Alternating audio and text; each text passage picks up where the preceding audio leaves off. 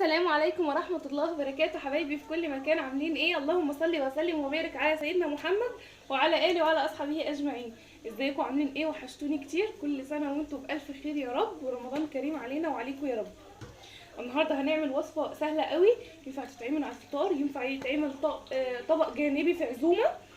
هيلملك ايه بواقي التلاجة. بصراحة انا كان عندي ايه واحدة خضار من كل حاجة كده، فقلت بصراحة اما اعمل الوصفة دي سهله وبسيطه وموفره جدا. طبعا فاكرين الكفته اللي كنا عاملينها مع بعض، مفرزينها مع بعض؟ اللي ما شافهاش هسيب لكم الفيديو تحت. كنا مفرزينها ازاي؟ كنا عاملينها من تجهيزات رمضان باللحمه المفرومه. دي لحمه مفرومه عاديه، عليها بصلايه ملح وفلفل اسود بهارات لحمه، وكورتها زي ما انتم شايفين كده وفرزتها. انا طلعتها بس فكت من الفريزر، لا اكتر ولا اقل، عشان اشتغل بيها. هنعمل النهارده، احنا ما قلناش احنا هنعمل ايه، نسيتوني مش تقولوا احنا هنعمل، احنا دخلنا كده في الموضوع على طول. النهارده هنعمل الخلطبيطه بالصلصه. عارفين انتوا الخلطبيطه بالصلصه اللي بتاعت الفار الطباخ دي، او بمعنى اصح مثلا صينيه كفته بالخضار، تبقى ني كده، بتبقى طعمها حلو قوي وكلها بتتشرب من بعض. تمام.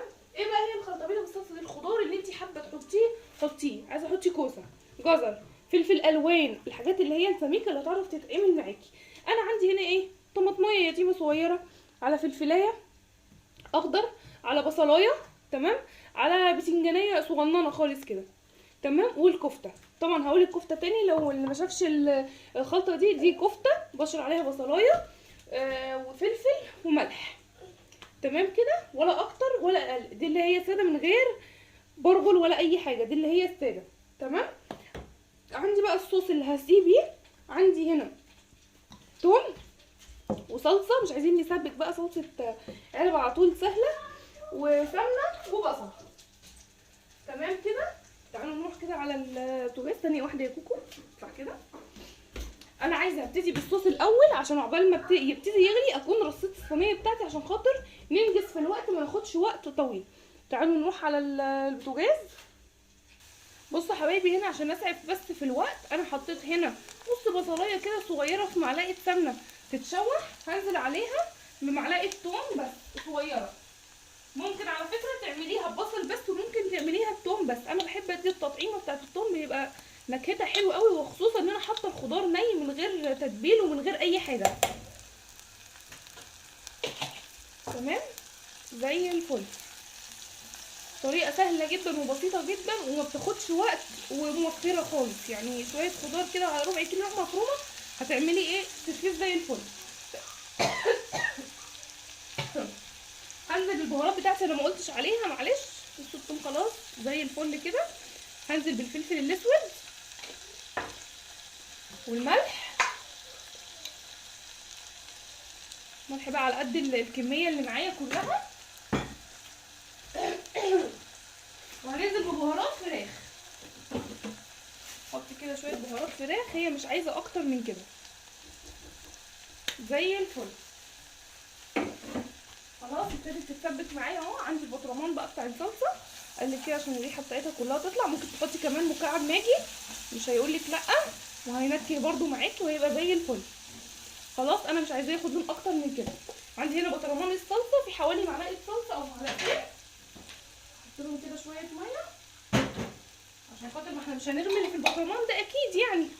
نرجها بس كده كده عشان انزل اللي فيها كله. هقول بسم الله، زي الفل، تمام جدا. حط لها كمان، عندي بقى الصلصه بتاعتي اللي انا مفرضاها معاكم كده، احط كده برضو المكعب بتاعي، سهله وسريعه جدا. عندي هنا بقى ايه، مغرفتين شوربه كده، لو عندي شوربه احط لها مغرفتين شوربه احسن ما احط الميه، الشوربه هتطعمها اكتر. تمام كده وزي الفل، حلو قوي كده. خلاص بقى هسيبها تفك، عقبال بقى ما تفك نروح نرص ايه الصينيه بتاعتنا، نشوف هنعمل فيها ايه.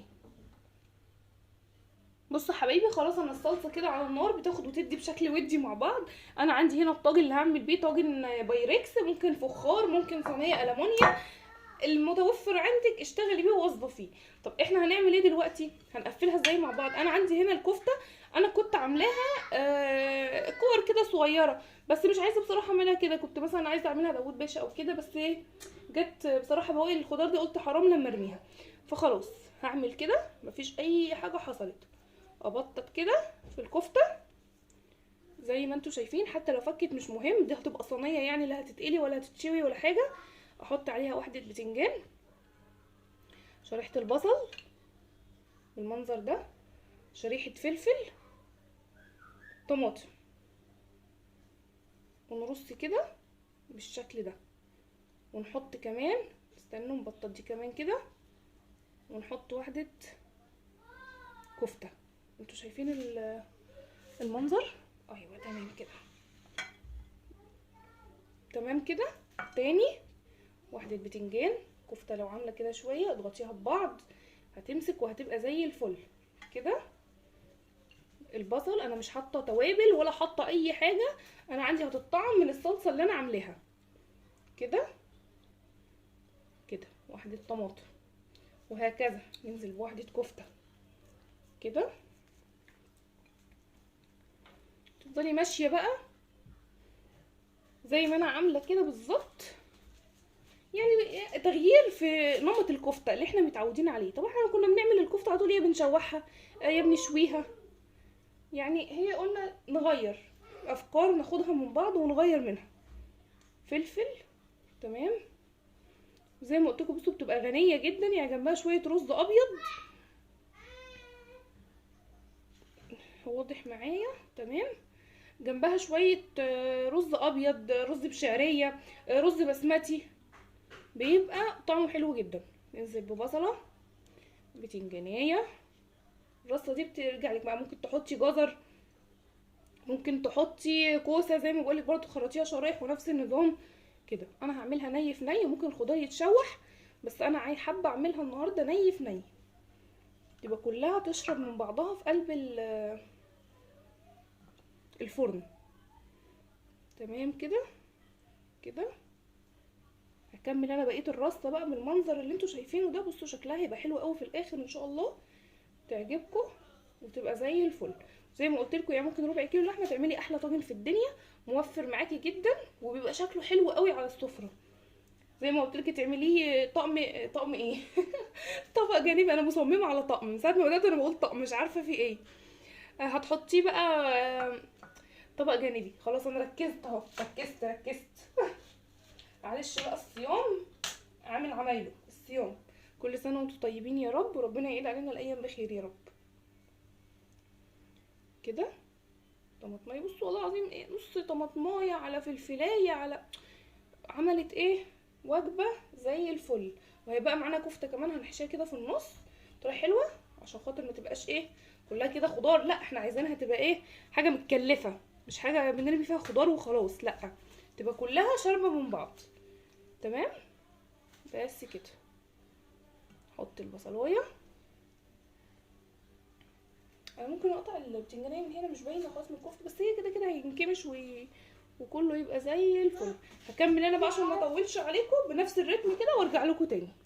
بس لو وصلتوا هنا الفيديو بقى هتلاقي حطي لي لايك وما تنسيش عشان يوصلك كل جديد. بصوا حبايبي، بصوا الشكل بتاعها. انا خدت اكبر كميه كفته عشان خاطر انا عامله طاجن صغير زي ما بقول لكم، مش كبير قوي. عندي خلاص الصلصه كمان اتسبكت، مش اتسبكت، غليت زي ما انتوا شايفين كده، وبقت زي الفل. اللي كانت فيها الشوربه خلاص مظبطين حيقها. ثانيه واحده. خلاص يا حبايبي كده، هنزل بقى بالصلصه بتاعتي عليها، اقول بسم الله كده.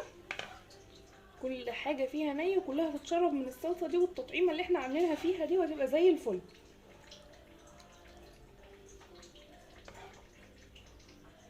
كده.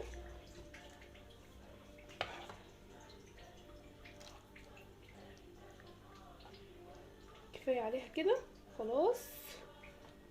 شويه صغيرين كمان.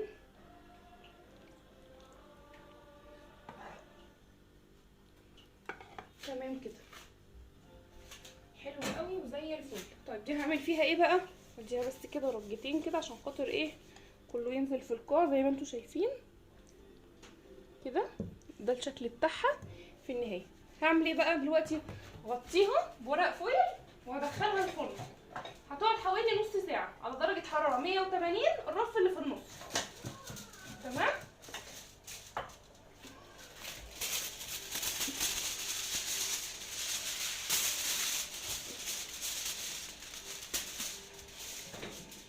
كده زي الفل. بسم الله. اغطيها كده.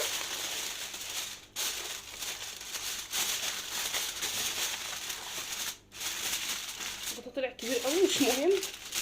كده هكتم البخار فيها. دلوقتي انا بسخن الفرن على درجه حراره 180، الرف اللي في النص. هتاخد حوالي نص ساعه. هتتشرب الصوص بتاعها ده كله وتتسبك والخضار يستوي كله ببعضه. هتبقى زي الفل. اخر 5 دقايق بس هشيل ورق الفويل وهخليها تاخد لون من فوق بس كده، لا اكتر ولا اقل. حاجه سهله وبسيطه وما خدتش في ايدينا. احنا واقفين بقالنا حوالي 10 دقايق، ما كملناش ال10 دقايق. يا دوب بس رص الحاجه والكفته وهتعملي احلى طاجن يشرفك في احلى عزومه. تمام. لو وصلتي هنا للفيديو ما تنسيش تحطي لي لايك وتشتركي في القناه. تمام، عشان هيوصلك كل جديد. هدخل بقى الاستاذه ديت الفرن، وبعد ما تطلع هوريكم شكلها في النهايه. استنوني.